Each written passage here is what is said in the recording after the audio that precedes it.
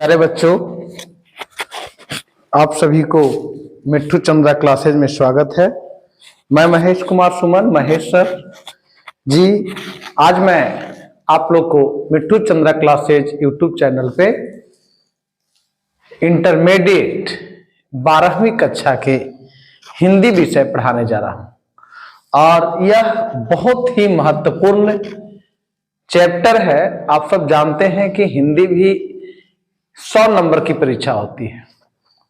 100 number में आप सबको गद्य, पद और व्याकरण के साथ साथ रचना, ये सब कुछ मिलाकर आपको 100 नंबर प्राप्त होती है।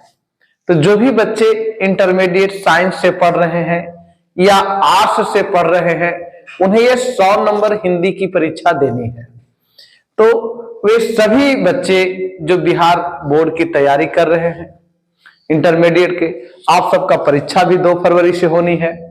तो सब लोग का, आप लोग का काउंटडाउन शुरू है।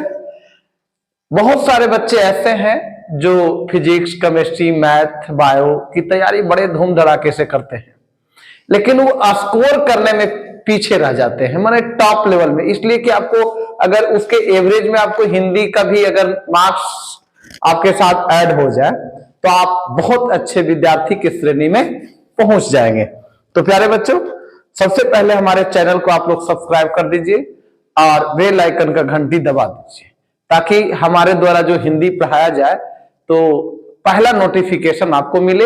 और आप लोग पूरी वीडियो में, बस हिंदी हम जब भी पढ़ाएंगे तो आपको एक बार मेरे क्लास को देखना है, एक बार गौर से सुनना है। इस पाठ से आने वाला एक भी प्रश्न का जवाब आप नहीं छोड़ेंगे, इसकी गारंटी है। ठीक है? तो जितने भी खास करके गया वाले, हमारे मगध वाले, नवादा वाले, जहानाबाद के विद्यार्थी हैं, औरंगाबाद के हैं, अरवल के हैं, ये तमाम विद्यार्थी, मैं उनसे रिक्वेस्ट करूंगा कि थोड़ा आप हमारे चैनल को सब्सक्राइब कीजिए और इसको बिहार के प्रत्येक बच्चा तक ये वीडियो जानी चाहिए। ठीक है? ताकि सबको अधिक से अधिक लाभ हो। आज मैं हिंदी विषय आप दिगंत भाग 2 जो है, आज उसका देखिए, मैं एक कविता पढ़ाने जा रहा हूं जिसका शीर्षक है पुत्र वियोग। ये शीर्षक है पुत्र वियोग। आप लोग देख रहे हैं, मैं बोर्ड पर इसका परिचय लिखा हूं। पुत्र वियोग शीर्षक कविता है और इसकी जो रचनाकार है, कवित्री है, वह सुभद्रा कुमारी चौहान है। यह जो कवित्री है ना, वो कौन है? सुभद्रा कुमारी चौहान है। ठीक है? यह जो इसका पोएट है वो कौन है? सुभद्रा कुमारी चौहान है। अब देखिए, आप इसको कह सकते हैं, इनकी रचना है सुभद्रा कुमारी चौहान का। जन्म कब हुआ है?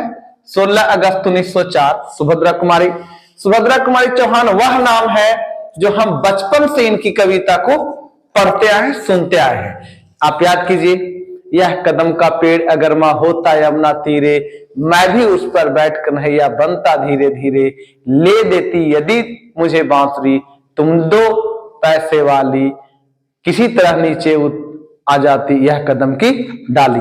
तो यह जो कविता है, यह जो भी कविता है वो सुभद्रा कुमारी चौहान का है। हम लोग 5वीं कक्षा में पढ़े थे, यह कदम का पेड़ अगर मां। दूसरी कविता आपने इनकी जो पढ़ा है कक्षा 7 में, 7वीं कक्षा में, हवा हूं हवा में बसंती हवा हूं, सुनो बात मेरी अनोखी हवा हूं, बड़ी मस्त मौला बड़ी। इस प्रकार से एक कविता हम लोग पढ़े थे बचपन में। आज हम लोग इंटरमीडिएट में फिर से सुभद्रा कुमारी चौहान को पढ़ने जा रहे हैं। तो इनका जन्म कब हुआ था? जन्म हुआ था कब? 16 अगस्त 1904 को। 16 अगस्त 1904 को जन्म हुआ। कहाँ हुआ? निहालपुर, इलाहाबाद, जो उत्तर प्रदेश राज्य के इलाहाबाद शहर के निहालपुर मोहल्ला में हुआ था। ठीक है? इनकी माता का नाम क्या था?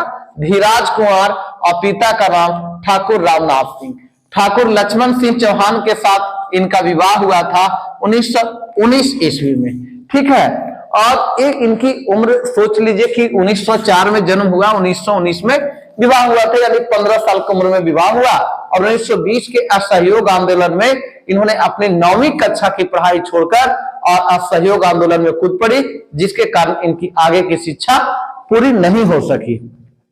लेकिन इतना ही में बाद में ये भारतीय स्वतंत्रता संग्राम की लड़ाई में भी कई बार जेल भी गए। और इतना याद रखिए, ये जो युवा अवस्था से राजनीति में भी सक्रिय भागीदारी निभाई है और मध्य प्रदेश से एमएलए की भी चुनाव जीती है, ठीक है, कांग्रेस पार्टी से। तो ये सुभद्रा कुमारी का परिचय है। इनका मृत्यु हो गया 15 फरवरी 1948, याद रखना है, आप लोग ऑब्जेक्टिव में पूछेगा, ठीक है। और इनकी जो प्रमुख कृतियां हैं वो मुकुल है, त्रिधारा है, बिखरे मोती है और सभा के खेल है, ठीक है। तो ये जो है आप इनकी प्रमुख रचनाएं हैं। इनको एक पुरस्कार भी मिली थी 1930 में हिंदी साहित्य सम्मेलन का शेक्सपियर पुरस्कार, जो मुकुल की रचना पर मिला था, ठीक है। अब हम लोग आते हैं कविता पे। कविता क्या है बेटा? पुत्र वियोग।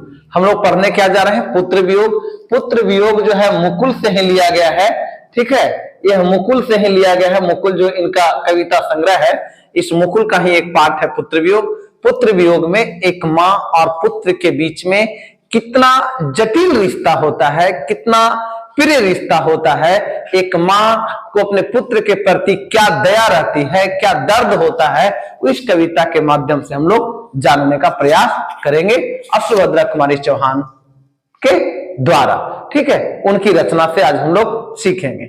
आप सबको बता दें कि महादेवी वर्मा जी बहुत लोकप्रिय कवित्री रही है हिंदी जगत में। और ये तो भाई भारत की हिंदी बोली में सुभद्रा कुमारी चौहान जो प्रथम कवित्री नाम आता है, उनमें इनका नाम आता है सुभद्रा कुमारी चौहान का। तो सुभद्रा कुमारी चौहान कोई छोटा मोटा कवित्री नहीं थी, बल्कि इनकी अपनी एक पहचान है, जिसके बल पर आज भी इनकी रचनाएं जीवित है। आज भी इनकी रचना को हम लोग को पढ़ना होता है, ठीक है। तो हम लोग पढ़ेंगे पुत्र वियोग को। इनकी जिस विद्यालय में सुभद्रा कुमारी चौहान पढ़ती थी, उसी विद्यालय में महादेवी वर्मा भी इनके साथ पढ़ी थी, ठीक है।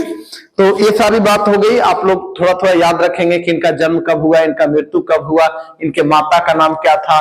इनके माता का नाम है श्रीमती धीराज कुंवर, पिता का नाम है ठाकुर रामनाथ सिंह और पति का नाम है ठाकुर लक्ष्मण सिंह चौहान, ठीक है। तो प्यारे बच्चों, आप लोग को अभी तक ये सब याद हो गया होगा। विवाह कब हुआ था? 1919 में, 15 साल की आयु में। 1920 में गांधी जी का सहयोग आंदोलन में ये भाग लेकर के अपनी पढ़ाई छोड़ दिए और तब से स्वतंत्रता संग्राम की लड़ाई इन्होंने लड़ी है। इसके बाद ही जो एक अमिट एक इनकी सोच, एक जो अभिलाषा थी कवित्री का, जो इनकी रचनाएं का आदत थी, स्वभाव में था, वो बाहर निकल करके आती रही है। तो आज हम लोग पढ़ेंगे क्या? पुत्र वियोग। बोर्ड पे कविता नहीं है, मैं आप सबको कविता आप लोग को दिखा देता हूं। इसके बाद मैं कविता पाठ करूंगा। और हाँ, आप सब मेरे साथ कविता को केवल पढ़ जाएंगे। कविता को पढ़ जाने मात्र से ही इसके सारे प्रश्नों का उत्तर मिल जाएगा। इसका भावार्थ भी आप लिख लेंगे।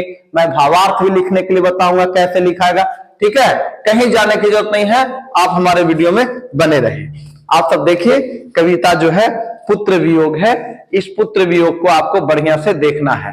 पुत्र वियोग में है, आप लोग देख लीजिए, बढ़िया से आप लोग देख लीजिए। आपको एक एक जो पैराग्राफ है हम दिखा रहे हैं, एक एक पंक्ति दिखा रहे हैं। ये इस प्रकार से ये कविता है, ये कविता है, ठीक है। आप लोग बढ़िया से देखिए और देखने के बाद मैं आप लोग को पढ़ाऊंगा, ठीक है। आप लोग बढ़िया से देखिए। फिर इसके बाद दूसरा पन्ना में है, दूसरा पेज है।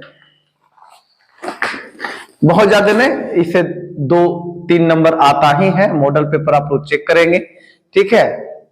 मैं एक बार आज कविता आप लोग को सुना दूंगा, इसके प्रश्न नहीं छूटेंगे, ठीक है। पक्का नहीं छूटेगा, एक भी प्रश्न नहीं छूटेगा, ठीक है। तो अब मैं चलूं, इस कविता का पाठ मैं शुरू करता हूं, ठीक है। आइए प्यारे बच्चों, आइए कविता पाठ करते हैं हम लोग। कविता का नाम है पुत्र वियोग। इसकी जो लेखिका है, इसकी कवित्री जो है सुभद्रा कुमारी चौहान है। आप सबके पीछे ये बोर्ड पर सारा डिटेल्स उनकी लिखा हुआ है, आप लोग एक बार बढ़िया से सुन लीजिए। सुभद्रा कुमारी चौहान इलाहाबाद के निहालपुर मोहल्ला में उनका जन्म हुआ था 16 अगस्त 1904 ईस्वी को। उनकी मृत्यु ये कार दुर्घटना में हो गई जब जबलपुर जा रही थी, ठीक है, 15 फरवरी 1900 1948 को, 15 फरवरी 1948 को कार दुर्घटना में इनकी मौत हो गई। पति का नाम था ठाकुर लक्ष्मण सिंह चौहान। ठीक है, विवाह इनका 1919 ईस्वी में हुआ था।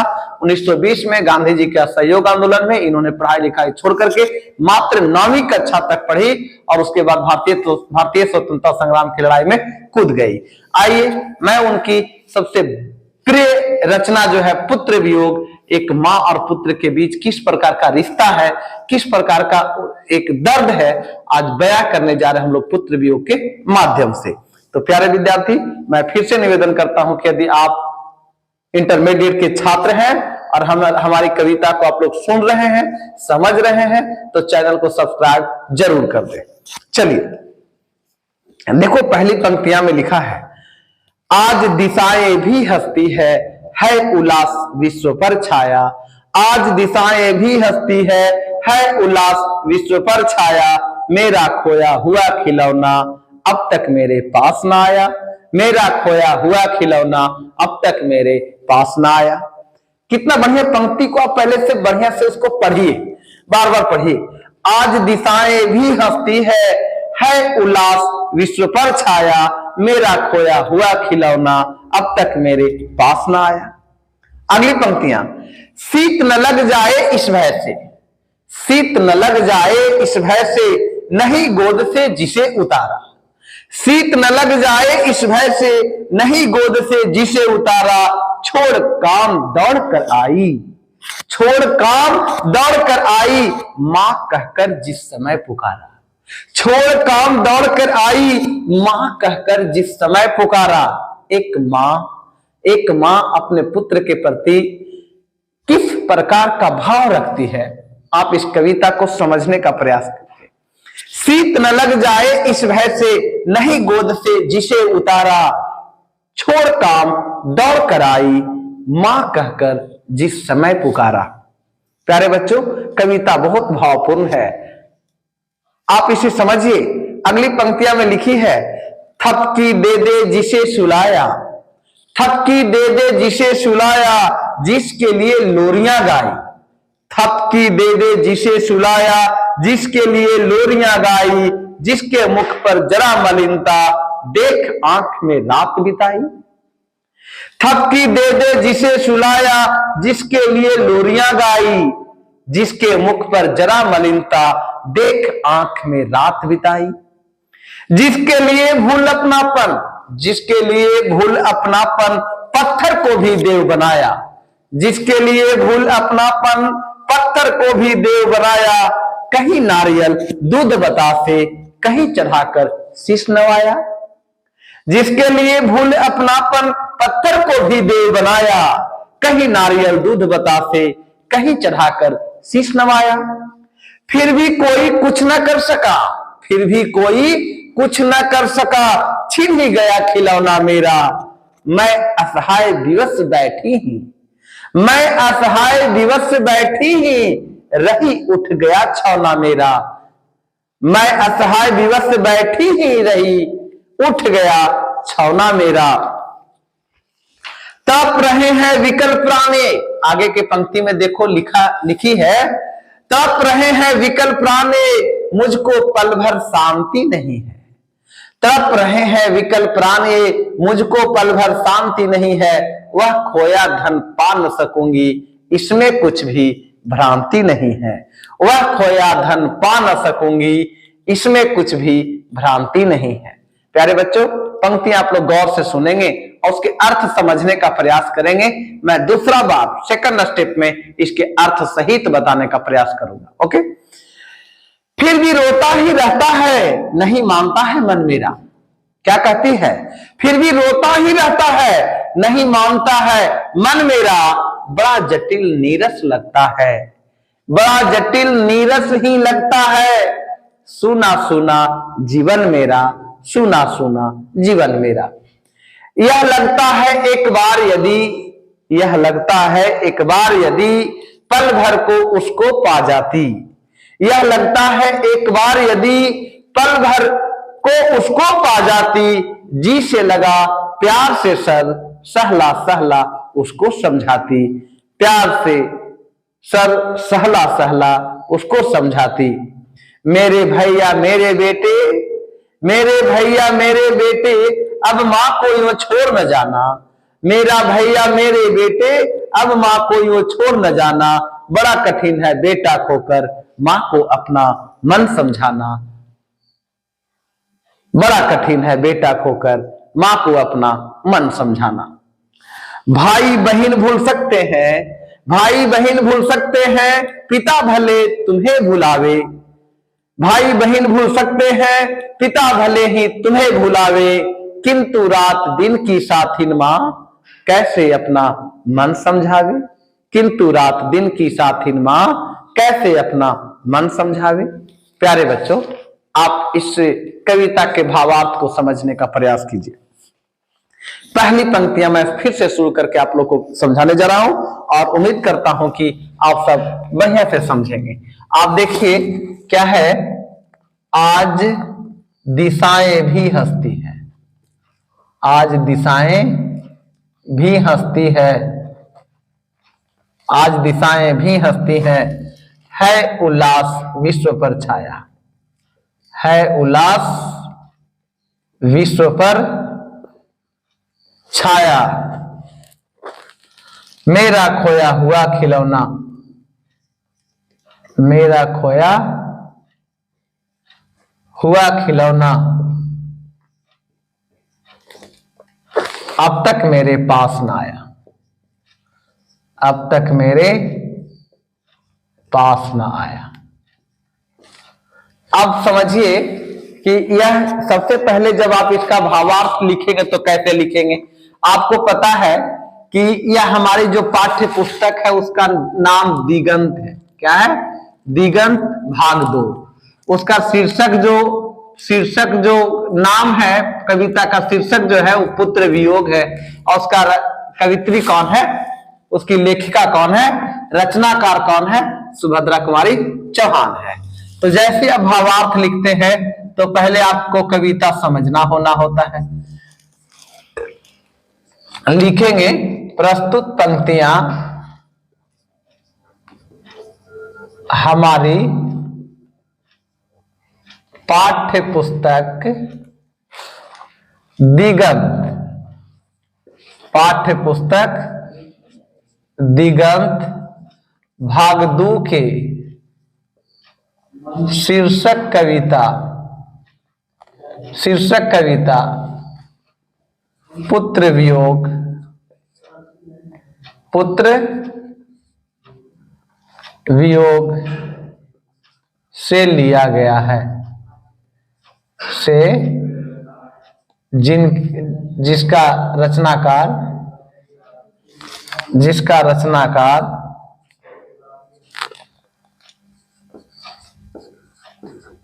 सुभद्रा कुमारी चौहान जी हैं। ठीक है, ये हमारा हेडिंग हो गया। किसी भी पंक्ति का, किसी भी कविता का जब आप परीक्षा देने जाएंगे और एक पंक्ति आता है 5 नंबर का, ठीक है, और 5 नंबर का आता है तो आप कैसे लिखोगे बताओ? तो आपको जैसे ही उस पद को पढ़ोगे तो आपको पता चलेगा कि यह पद किसका है, यह पद किसका है। तो पुत्र वियोग का पद है। पुत्र वियोग का रचनाकार कौन है, कवित्री कौन है?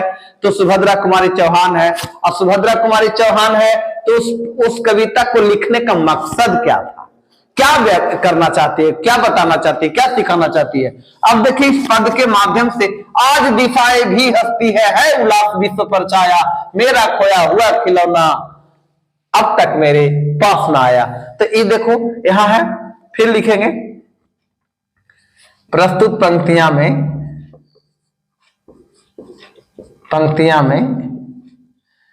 सुभद्रा कुमारी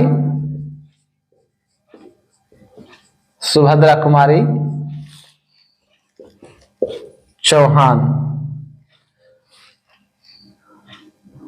प्रस्तुत पंक्तियां में सुभद्रा कुमारी चौहान कहती है, या सुभद्रा कुमारी चौहान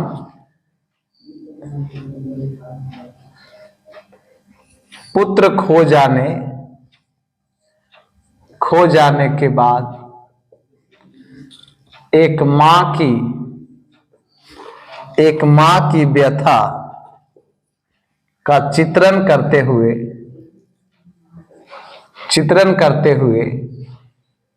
कहती है कि दुनिया में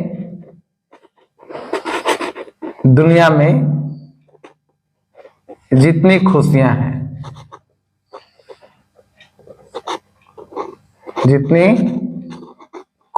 हैं, उल्लास है, वह मेरे लिए कुछ नहीं है। क्यों कुछ नहीं है? उल्लास विश्व पर छाया, पूरी दुनिया में है, चारों ओर दिशाएं, मेरे लिए कुछ नहीं है, क्योंकि मेरा बेटा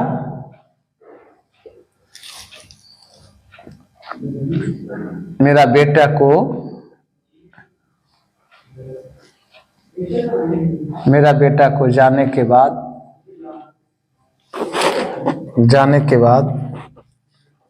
आज तक उसे नहीं पा सकी हूं। तो इसका गम है, ठीक है।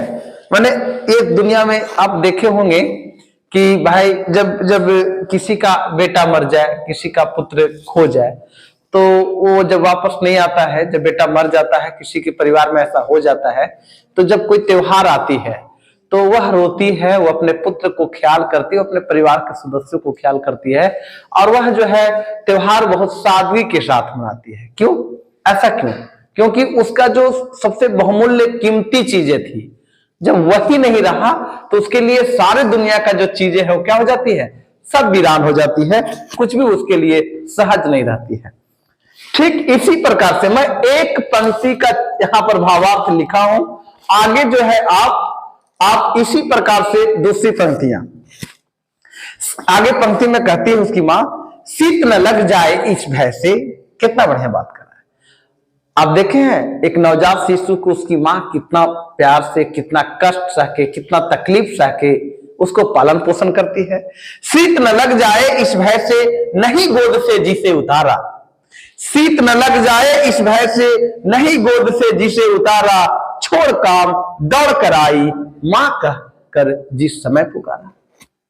एक पुत्र, एक नवजात के लिए मां क्या नहीं करती है? मां सब कुछ करती है। कहती है शीत न लग जाए इस भय से, थोड़ा सा ठंड न लग जाए, इसलिए बेटा को हम जमीन पर नहीं उतारेंगे। छोड़ काम दौड़ कर आई, मां कहकर जिस समय पुकारा। मां खाना पकाती है, बच्चा उसका मां कह के पुकारती है, वो अपना खाना छोड़ करके मां किसी दूसरे कामों में व्यस्त होती है। बच्चा जैसे ही मां कह के पुकारती है या पुकारता है, तो मां उस सभी कामों को छोड़कर सबसे पहले बच्चे के पास आती है। यही बात को कह रही है, एक मां अपने पुत्र को खो जाने के गम में यह बात कह रही है। उसी का चित्रण क्या सुभद्रा कुमारी चौहान है, उसकी व्यथा का चित्रण क्या है, दिखाई है। आगे कहती है, थपकी दे दे जिसे सुलाया, थपकी दे दे जिसे सुलाया, जिसके लिए लोरियां गाई। अब देखते हैं बच्चा को कितना चंदा मामा दूर के, पूरा पकावे गुड़ के, अपने खाए थाली में, मुन्ना के देह प्याली में, प्याली गले फूट, बाबू गले रूस। अब सोचो कि एक बच्चा को उसकी मां लोरियां गाती है, उसे शरीर पर सहला के सुलाती है, और वो दिन रात जो उसके साथ रहने वाला है, अगर वह बच्चा चला जाए, वो मां को क्या बीत रही होगी। तो उसी मां की जो दर्द है उसको सुभद्रा कुमारी चौहान ने अपने पंक्तियों में पिरोई है और कही है कि थपकी दे दे जिसे सुलाया, नहीं गोद से जिसे उतारा। छोड़ काम दौड़ कर आई, मां कहकर जिस समय पुकारा। अब देखिए, थपकी दे दे जिसे सुलाया, जिसके लिए लोरियां गाई, जिसके मुख पर जरा मलिनता देख आंख में रात बिताई। अगर उसका बच्चा रात में थोड़ा सा आंखें बंद करती है, थोड़ा सा सुस्ती दिखाती है, वह बच्चा किसी प्रकार से थोड़ा तकलीफ में होता है, उसकी माँ वह रात को सोती नहीं है, वह रात जाग की काटती है, वह बच्चे को बार बार निहारती है, देखती है। माँ को इतना दर्द है उस बच्चे के प्रति, इतना प्रेम है, वह कलेजा का टुकड़ा है, वह कभी भी अपने जिगर से अलग नहीं करना चाहती है। लेकिन जब वही पुत्र खो जाए, वही पुत्र का देहांत हो जाए, वह माँ कैसे जिएगी? इसी बात की तो यहां पर यह पंक्तियों में दिखाया गया है। जिसके लिए भूल अपनापन पत्थर को भी देव बनाया। जब किसी माँ के बच्चे जब तकलीफ में होता है तो बहुत सारे जिसको लोग कह दे कि यह देवता है, इसको कुछ मन्नत कर दीजिए, तो वह माँ हजारों बार मन्नत करने के लिए तैयार रहती है। किसी भी पत्थर को देवता मान लेती है, कहीं भी जाने को तैयार रहती है। उसके लिए न दिन रहता है न रात रहता है, वह एक पागल की तरह दौड़ते रहती है। तो यही चीज कहा है, जिसके लिए भूल अपनापन पत्थर को भी देव बनाया, कहीं नारियल दूध बतासे कहीं चढ़ाकर शीश नवाया। माने वह कोई कोर कसर नहीं छोड़ती है। उस महिला को जो कुछ कह दे, एक माँ को जो कुछ कह दे अपने बच्चे के जीवन बचाने के लिए, वह सब कुछ करने के लिए तैयार रहती है। फिर आगे कहती है, फिर भी कोई कुछ ना कर सका, छिन ही गया खिलौना मेरा। फिर भी कोई कुछ ना कर सका, छिन ही गया खिलौना मेरा। मैं असहाय विवश बैठी ही रही, मैं असहाय विवश बैठी ही रही, उठ गया छौना मेरा, उठ गया छौना मेरा। यह कहती है कि कहां इतना मन्नत मंगली है, फलना देवी जी के, चिन्ना देवा जी के, देवता जी के, ये ईश्वर को उस मंदिर में, उस मस्जिद में, उस गुरुद्वारा में सब कुछ तो मन्नत मांगा, कहां किसी ने कुछ किया। इसलिए उस मां को इस देवताओं पर से विश्वास भी खत्म होता है और कहती है कि किसी ने कुछ नहीं किया, आज के बाद मैं इन सभी देवी देवताओं को मैं नहीं मानूंगी, इसलिए कि मेरे बच्चा को बचा नहीं सका। अगली पंक्ति में कहती है, तड़प रहे हैं विकल प्राण, ये मुझको पल भर शांति नहीं है। तड़प रहे हैं विकल प्राण, ये मुझको पल भर शांति नहीं है। वह खोया धन पा न सकूंगी, इसमें कुछ भी भ्रांति नहीं है। ये सुभद्रा कुमारी चौहान पंक्तियां के माध्यम से बताना चाहती है एक माँ की व्यथा, कि उसकी प्राण तड़प रहा है, अब बच्चे के बगैर वह जी नहीं सकेगी। और हाँ, उसको यह भी मालूम है कि अब बच्चे वापस नहीं लौटेगी, इसमें कोई संदेह नहीं है, कोई शक नहीं है, ये सब कुछ जानती है। लेकिन मां अपने पुत्र के वियोग में, अपने बेटा के वियोग में उसको कुछ भी दिखाई नहीं दे रही है। वह असहज है, वह चिंतित है, वह मूर्छित है, और हाँ, एकटक अपने बेटे का शक्ल वह जो है निहार रही है। उन्हें ऐसा प्रतीत होता है कि कुछ समय के लिए तो आ जाता, कुछ समय के लिए तो आ जाता, मुझे तो समझा जाती, मैं तो उसको समझाती कि अब बेटा तुम मत जाओ। ऐसा इनको फील हो रहा है। फिर भी उनको सब कुछ पता है, मां को सब कुछ पता है कि मैं कुछ भी कर लूंगी, वापस नहीं आएगा। फिर भी रोता ही रहता है मेरा मन, फिर भी रोता ही रहता है, नहीं मानता है मन मेरा। फिर भी रोता ही रहता है, नहीं मानता है मन मेरा, बड़ा जटिल नीरस लगता है, सुना सुना जीवन मेरा।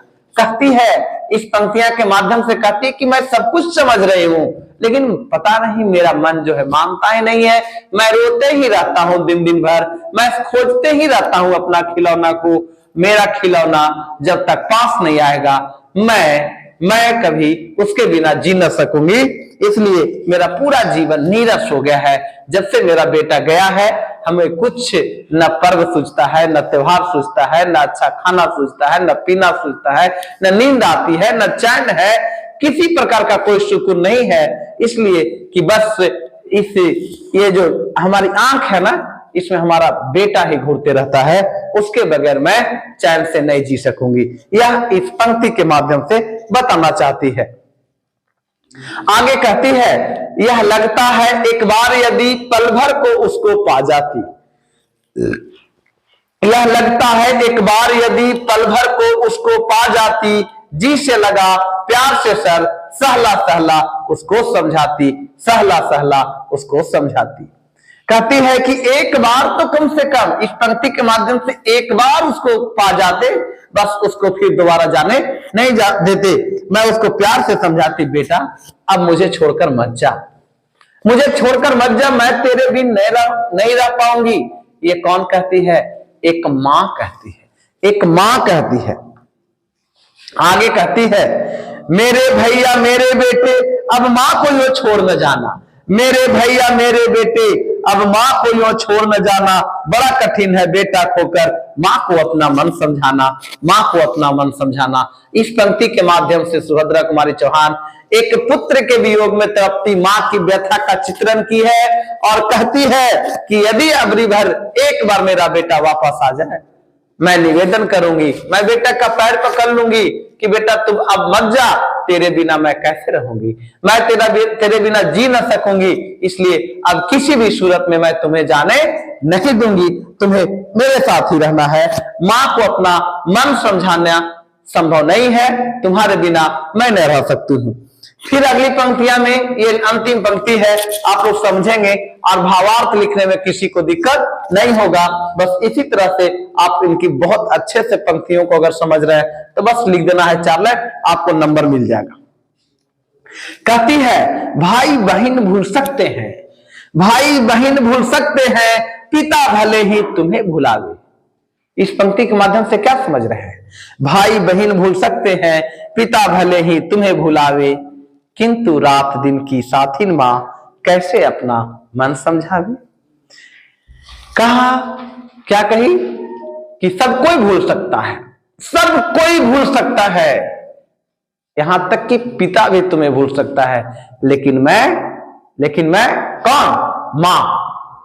लेकिन मैं तुझे कभी नहीं भूल सकती हूं, मैं तुझे कभी नहीं भूल सकती हूं, और तुम्हारे बगैर हमारा जीवन अधूरा रह गया, मैं अपने मन को नहीं समझा सकती हूं, इसलिए अपने पुत्र के वियोग में तड़पती एक मां इस प्रकार से वो व्यथा कर रही है, इस प्रकार से रो रही है, इस प्रकार से वियोग कर रही है। और इस पंक्ति के माध्यम से पिता, माता और सब परिवार के साथ एक मां और बेटा के बीच के जो रिश्ता है उसको चित्रण किया गया है।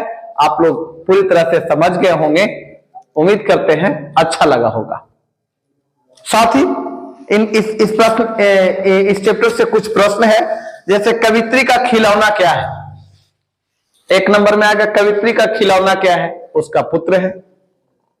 कवित्री समय को असहाय और विवश क्यों कहती है? कवित्री समय को असहाय और विवश क्यों कहती है? कवित्री समय को असहाय और विवश इसलिए कहती है कि उसका कलेजा का टुकड़ा, उसका संतान उसके साथ नहीं रहा, इसलिए वह अपने को असहाय और विवश मानती है। पुत्र के लिए मां क्या क्या करती है? बताइए, पुत्र के लिए मां क्या क्या की है इस कविता में? पुत्र के लिए क्या नहीं की? पुत्र के लिए बहुत कुछ किया। पुत्र की एक आवाज मां दौड़ कर जाती है, जब पुत्र बीमार पड़ता है तो देवी देवताओं के शरण में जाती है, दुनिया के हर कर्म करती है, पत्थर तक पूज लेती है, लेकिन पुत्र को बचा नहीं पाती है। ठीक है, इसी प्रकार से मां के लिए अपना मन समझाना कब कठिन है और क्यों? मां के लिए अपना मन समझाना बहुत कठिन है, इसलिए कि मां का जो जिगर का टुकड़ा है, उन्हें जन्म दिया, उसके साथ रात बिताई, उसे पाला पोसा, और आज वह नहीं है, इसलिए उसके बगैर उसका मन शांत नहीं है। पुत्र को छावना कहने में क्या भाव छुपा है, इसे उद्घाटित करें। पुत्र को छावना कहने का भाव यही है कि वह नवजात शिशु था, वह एक बाल्यावस्था का छोटा सा बच्चा है, इसीलिए उसे छावना कहा गया है। स्पष्ट भाव है। मर्म उद्घाटित करे, फिर कहता है कि भाई बहन भूल सकते हैं, पिता भले ही तुम्हें भुलावे, किंतु रात दिन की साथिन मां कैसे अपना मन समझावे। तो ध्यान रखें, इस माध्यम से वह बताना चाहती है कवित्री सुभद्रा कुमारी चौहान, इस पंक्ति के माध्यम से लोगों को ये संदेश देना चाहती है कि एक पुत्र और मां के बीच जो घनिष्ठता है, जो एक मजबूत संबंध है, उससे मां ही समझ सकती है। मां के अलावा कोई अन्य सदस्य को उसका न तो दर्द पता है और न उसका प्यार पता है। इसलिए कहती है कि तुम्हें भाई बहन सब भूल जाएंगे, यहां तक कि पिता भी भूल जाएंगे, लेकिन दिन रात कि जो साथी मां है ना, मैं कभी नहीं भूल सकती हूं, मैं कभी नहीं भूल सकती हूं। तो इस प्रकार हम समझते हैं कि पुत्र वियोग से जितना भी प्रश्न आएगा अब आप लोग नहीं छोड़ेंगे, पक्का बना देंगे। हमारे वीडियो अगर पसंद आया है तो लाइक, सब्सक्राइब और शेयर जरूर करें।